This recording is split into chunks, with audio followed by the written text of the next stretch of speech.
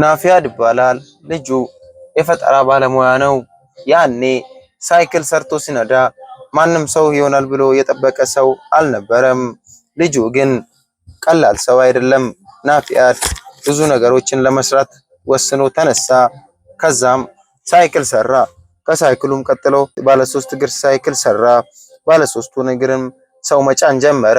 እንደውም አለታት አንድ ቀን ሰው ጭኖ እየሄደ የፌሮ እግሮች ስለነበሩት ፌሮ እግሮቹ እንዳለ ተሰባብሮ ማስፓልት ላይ ቁጭ አሉ።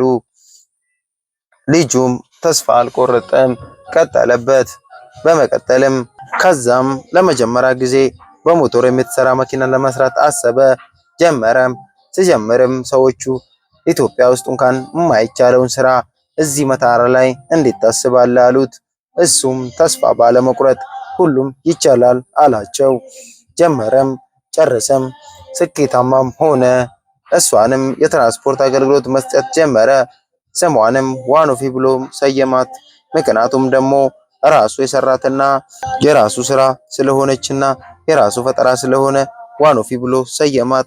ዋኖፊ ብቻ ሳይሆን ዋኖፊ ቁጥር አንድ አላት። ምክንያቱም ደግሞ ቀጥሎ መስራት ህልም ስለነበረው ገቢ ያገኘባት በሚያገኛት ገቢ ሌላ መኪና መስራትን አሰበ። ጀመረም፣ እሱንም ሰርቶ ጨረሰ። ታዲያ ዋኖፊ ቁጥር ሁለት ብሎ ሰየመ። ይህን ሁሉ ሲሰራ ታዲያ ምንም አይነት ፈተና የለም ማለት አይደለም። ፈተና እንዳሉ ናቸው። እሱም ፈተናዎቹን ተቋቁሞ ትችትም እያሉ ማበረታታትም ሁሉም እያለ ሁሉንም ስሜት በአንድ ላይ አስተናግደው ስራውን ቀጠለ። ስራዎቹንም በተግባርና በስራው እያሳየ ብዙ ፈጠራ ስራዎችን ሰርቶ ማሳየት ቻለ። ከተማውንም ማስጠራት ቻለ። አገሩንም ሁሉንም ሰው ማስጠራት ችሏል። ፈጠራው ቀላል አልነበረም። ብዙ ነገሮችን ሞዲፋይ አድርጎ መስራት የቻለ ሰው ነው ናፊያድ።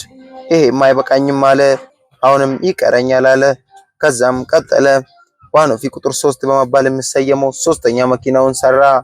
እሱንም ወደ ስራ አስገባ። ልጁ የሚቻል አይደለም። ናፊያድ ከባድ ሰው ነው። ፈጠራዎቹንም ቀጠለበት። ከዛም መኪኖቹን ወደ ስራ አስገባ። በመቀጠልም ሌላ ስራ ሐሳብ አመጣ፣ አዲስ ሐሳብ። እሱም በመታራ በሚገኘው በበሰቃ ወንዝ ላይ መንሸርሸር ነበረ። ለሱም መፍትሄ ያገኘ። መፍትሄውም ጀልባ መስራት ነበረ። ጀልባውንም ለመስራት አሰበ፣ ሰራትም። 12 ሰው መጫን የምትችል ጀልባም ሰራ። እሷንም ሰዎችን እያዝናናበት ገቢ እያገኘበት ይገኛል። ይህ ልጅ በዚህም አልቆመም፣ ፈጠራው እንደቀጠለ ነው። አሁንም ሌላ ነገር ጀመረ።